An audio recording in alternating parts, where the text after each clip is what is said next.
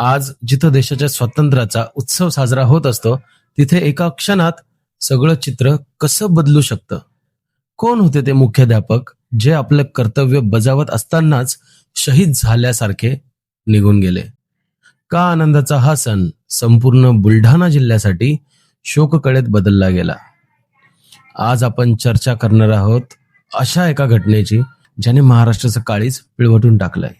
चला तर मग पाहूया आज या दिवशी शाळेत नक्की काय घडलं.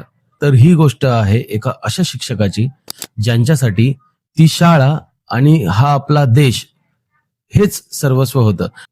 पण 26 जानेवारीच्या त्या सकाळी नेमकं काय बिनसलं याचं उत्तर आज आपण आपल्या या व्हिडिओमध्ये पाहणार आहोत. ही गोष्ट आहे 26 जानेवारी 2026च्या सकाळची. संपूर्ण देशात प्रजासत्ताक दिनाचा उत्सव शिगेला पोहोचला होता. बुलढाणा जिल्ह्यातील मोताळा तालुक्यातील मोहेगावमध्ये वातावरण अगदी आनंदी होतं. जिल्हा परिषद प्राथमिक शाळेच्या मैदानावर छोटी छोटी मुलं पांढरी शुभ्र युनिफॉर्म्स घालून उत्साहात जमली होती. गावकरी आणि शिक्षक एकमेकांना शुभेच्छा देत होते. काय माहित होतं की अवघ्या काही मिनिटात इथे एक असा प्रसंग घडणार आहे जो संपूर्ण बुलढाण्याला रडवेल.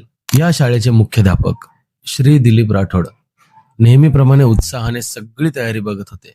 त्यांच्यासाठी हा दिवस वर्षातला सर्वात मोठा आणि सन्मानाचा दिवस होता. एका शिक्षकासाठी ध्वजारोहण करण्यापेक्षा दुसरा मोठा बहुमान कोणता असू शकतो? का दिलीप सरांना संपूर्ण गाव इतकं मानत होतं? कारण त्यांचं आपल्या शाळेवर आणि मुलांवरती जीवापाड प्रेम होतं.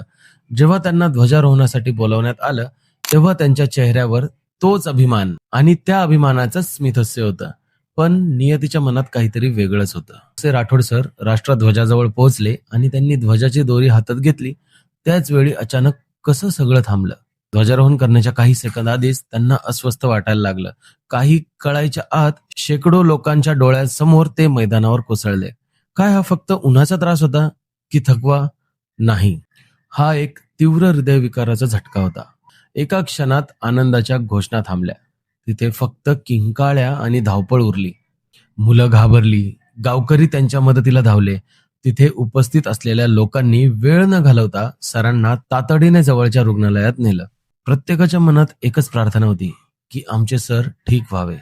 पण का नियतीने त्यांना ही संधी दिली नाही? रुग्णालयात पोहोचताच डॉक्टरांनी त्यांना मृत घोषित केलं.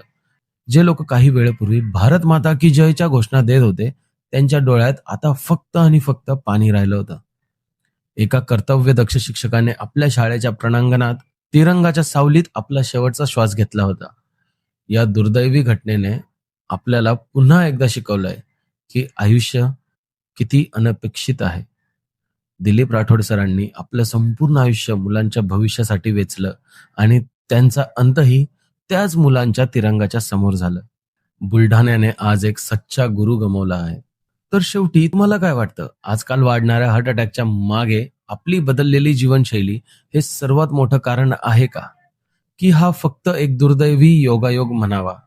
तुमचं मत कमेंट सेक्शनमध्ये नक्की सांगा आणि दिलीप राठोड सरांना श्रद्धांजली वाहण्यासाठी कमेंटमध्ये RIP किंवा सल्यूट लिहायला विसरू नका.